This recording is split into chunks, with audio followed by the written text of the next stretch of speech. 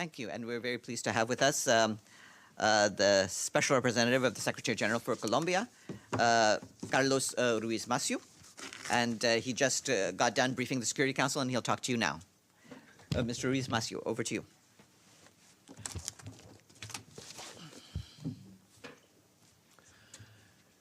Thank you, Farhan. Well, good afternoon now to all. We had a very fruitful exchange with the members of the Security Council just now.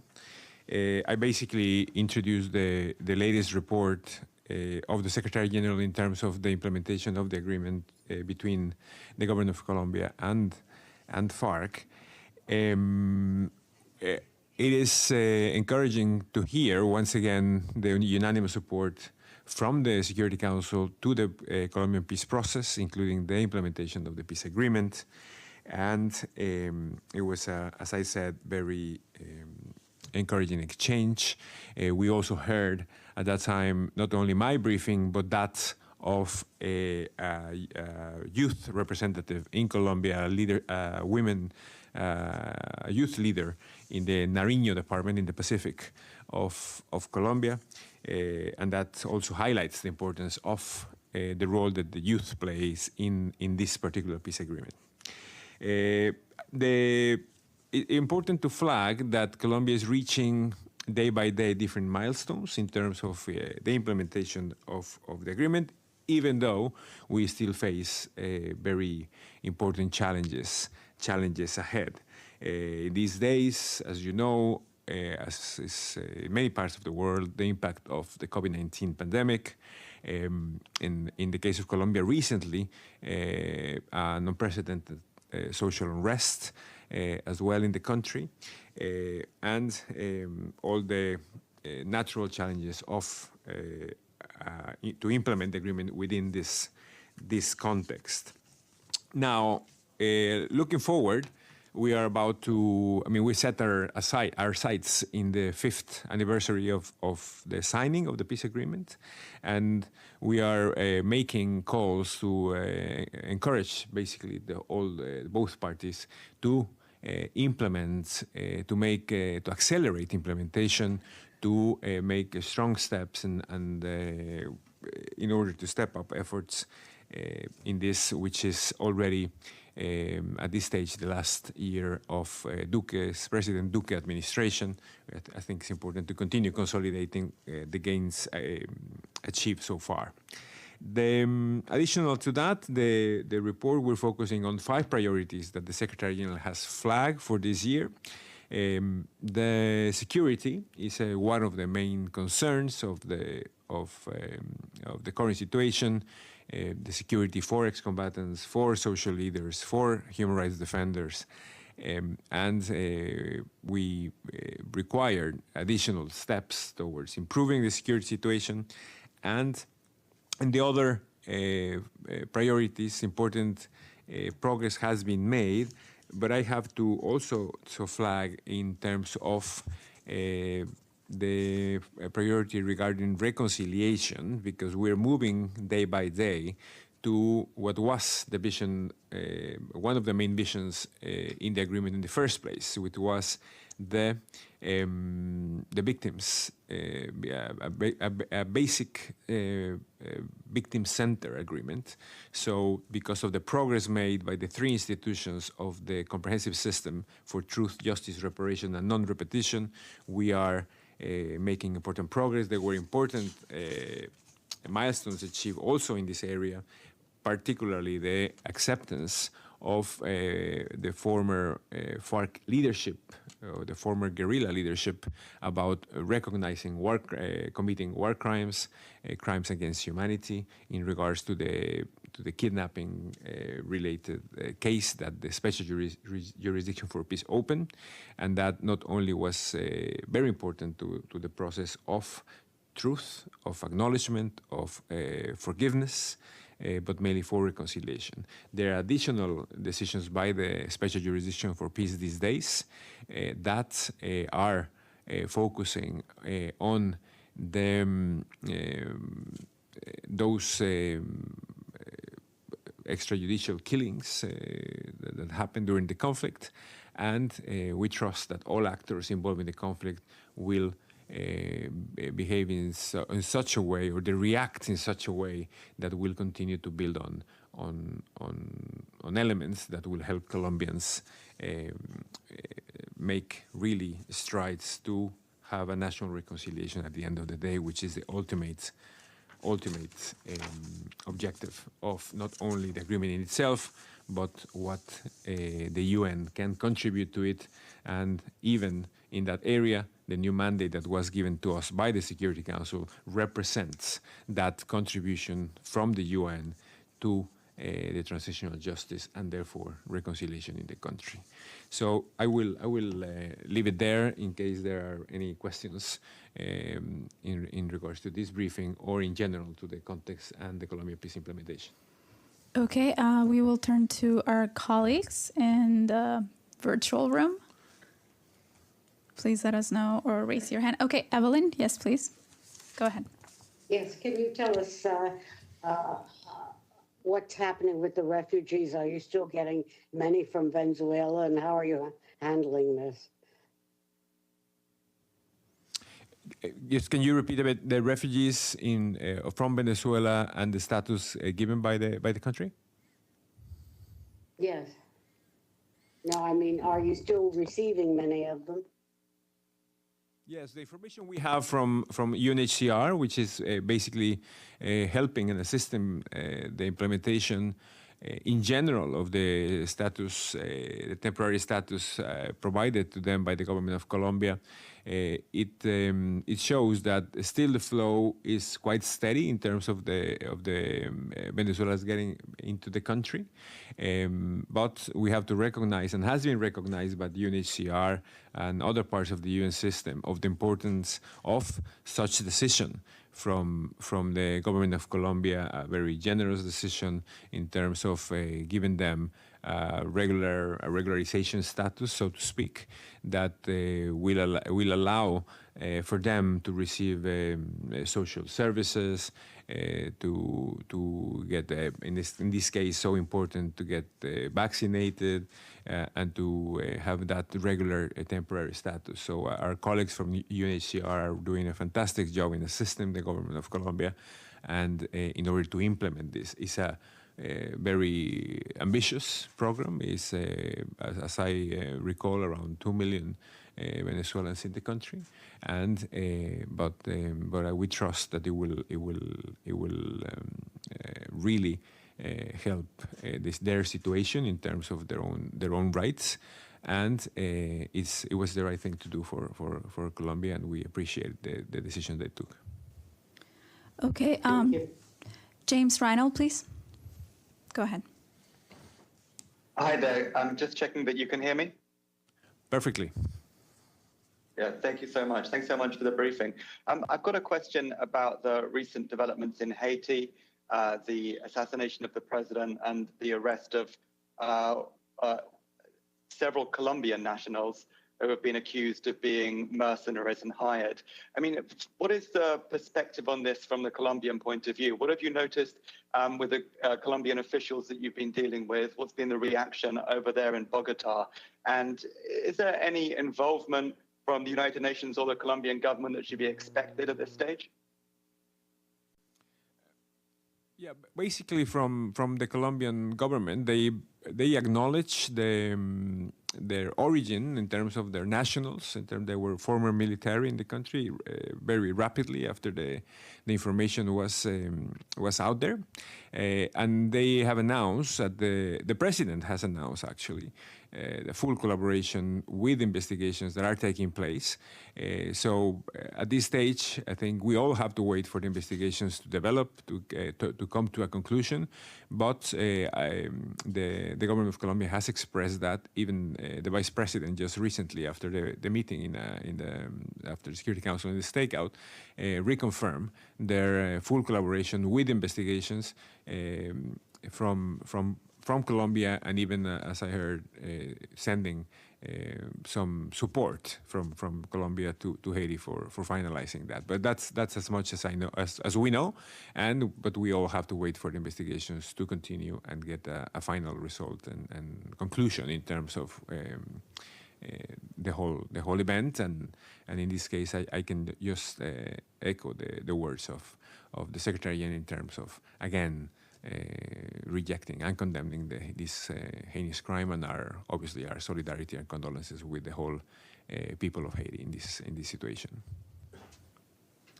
Okay, any more questions? Yes, over here. Thank you very much. Ahmed Fati, ATN. Please use your mic. Oh, I'm sorry. It's been a long time. Thank you very much. My name is Ahmed Fati from ATN. I'm sorry for being late, but we were this takeout. Colombia a few years ago was the success story in the UN. Why? I mean, I'm not going to say why we are here now, but what's the prospects for Colombia to establish real peace and not just cosmetic peace where we reports and testimonies that the weapons stashed in the jungles, the laboratories that process or prepare the cocaine paste, etc., are still operational, and we see now spillover in Haiti. We don't know yet, but it's kind of we reached to a point that it became totally unclear where are we heading with the peace process in Colombia. Reintegration with the elections and getting into the parliament and taking part in running the country. Are we going to realize that at one point? Thank you. Thank you. Well, we have, as in every peace process and implementation of a peace agreement, we have areas that have been progressing and advancing the right way. Reintegration, economic and social reintegration, is one of those areas, definitely. We have around 50% of the ex-combatants been linked to a productive project to integrate it into civilian life, and we're getting to the 5th year out of a 15 landscape. So in that sense, that area is not. I mean, it still has challenges. We wanted to make it sustainable. So the issue of land, for instance, in order to make the reintegration process, the economic and social reintegration process, sustainable is key. The government has been acquiring some plots of land and adjudicating them to the ex-combatants. Still, it's an ongoing process, so that's going fine. In terms of the political reintegration, as you recall, the agreement has let's say, acquired right of having 10 seats in both chambers, in the Congress and in the lower. And the former FARC, now Communist Party, has been actively engaging in those as a political force, presenting initiatives, calling for debates. So they've been very active. So you can say that from where we were in terms of a few years back, guerrilla fighting against the government, vis-à-vis now fighting through democratic means, it's already important progress in that area. Now, there are other challenges and big, let's say, areas still of concern. The main one is on security. As long as we have ex-combatants being killed, social leaders, human rights defenders being killed in the conflict-affected areas, well, that's kind of a first precondition for the reintegration also to work across the years. So we still have that.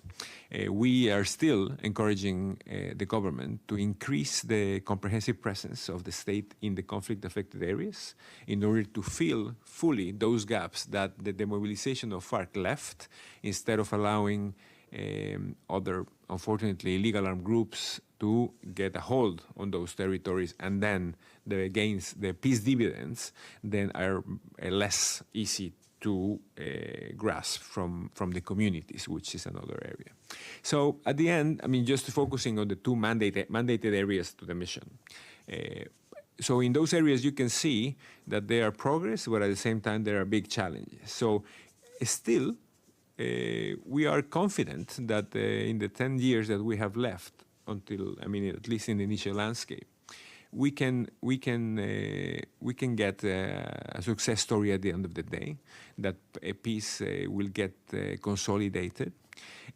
And that, but we hope that not only the implementation of FARC agreement, but also hopefully future dialogue with others, particularly ELN, at some point will yield some results in order to have what they call in some Colombian quarters a complete peace. No? Because there is not, FARC was clearly the most important group, the biggest one, the one with more strength, but it has not been and is not the only one in certain conflict-affected areas. So we still see a glass half full, but we still need to fill the remaining half. Thank you. Thank you. Okay, we're going to go to Abdel Hamid, please. Thank you, sir, for your briefing. My name is Abdul Hamid Sayami from the Arabic daily Al-Quds Al-Arabi that is based in London. My question is about the impact of the Venezuelan refugees in Colombia. As you know, there's over 1 million, probably and a half of refugees. How did they impact the country in terms of security, in terms of economy, the pandemic, and the peace agreement? Thank you very much. Thank you. Well, the importance of the decision that was made is also important for the peace implementation, in the sense when you have had different flows of people coming into the border areas, and in the border areas they are reintegration training and reintegration areas for the ex-combatants from FARC. So if it's one of the additional benefits on the decisions that were made is that you reduce vulnerabilities in terms of those populations. If they are completely without any protection, then there are vulnerable groups without access to social services. And unfortunately, in those border areas, there's a quite number of illegal activities because of the presence of illegal armed groups that are have been historically in both sides of the border. So once you have these vulnerable populations, they are more prone to be subject to recruitment from illegal armed groups. So now with this, we trust that there will be a bigger protection. Therefore, the illegal armed groups operating there will not get benefit from populations that are looking for something to get a better situation, income-wise and otherwise. So we trust that this certainly will help. The challenges that we have in implementing the agreements vis-à-vis other different priorities and other different activities is that then you always get additional risk not to have enough resources for all the things that the government has to do in order to deliver. And it's we obviously want, and we are very keen on the government continue investing in the peace agreement, because we believe that's not only the way to do, the way to go, but what is needed. But we understand that they have also to now, with these additional commitments, to help the new situation for Venezuelans getting this support. And as we said before, we believe it was the right thing to do as well. But they have other competing priorities. They have to continue fighting the big problem of drugs in the country, that we trust that they will continue benefiting the crop substitution program, the voluntary one, because of the success rate that it normally has when it's properly implemented in terms of the receding rate, which is clearly lower than any other effort. But it's clear that a middle-income country has some important resources to implement, but when they have additional financial burdens, they have to distribute according to their obligations. But in that way, we understand that they face different challenges, and particularly with the slowdown that the COVID pandemic has represented to all the countries around the globe, and Colombia including. No? Okay, and I know you're a little bit pressed for time, so maybe just Yes. Edie, one last question. Thank you very much, Mr. Ruiz. Edith Lederer from the Associated Press. I wondered, in relation to so many mercenaries from Colombia being involved in the Haiti assassination, at least being arrested, and many of them coming from the military, and speculation, at least in the media, that one reason that there were a lot of Colombians is, A, they were well trained and had a lot of military experience because of what's gone on in Haiti for decades. But secondly, that when the peace agreement was signed and afterwards, there was really no place for a lot of people with their skills to go in the country. I wonder if you had any comments on that. Thank you. I don't have a particular comment on that, but I'm sure that they are the issues that are promoting reflection in terms. I mean, we will see at the end what the investigation will develop, and we cannot advance at this stage any or at least not conclude any particular role played by one or the other. But at the end of the day, Colombia is immersed in a different analysis in terms of the public force, not necessarily because of this, but because of other initiatives in the country, including police reform, etc., out of the different discussions under the recent social mobilizations, etc.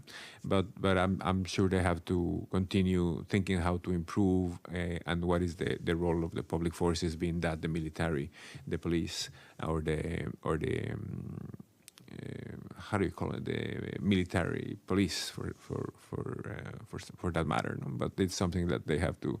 This is for the country to continue analyzing, and in terms of what is the best use for their own capacities. No, in this current situation that they are living in, with the peace agreement being enforced, and hopefully with other initiatives related to peace going forward in the country.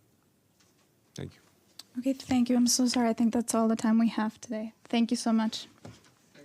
Thank you. Thank you to everyone.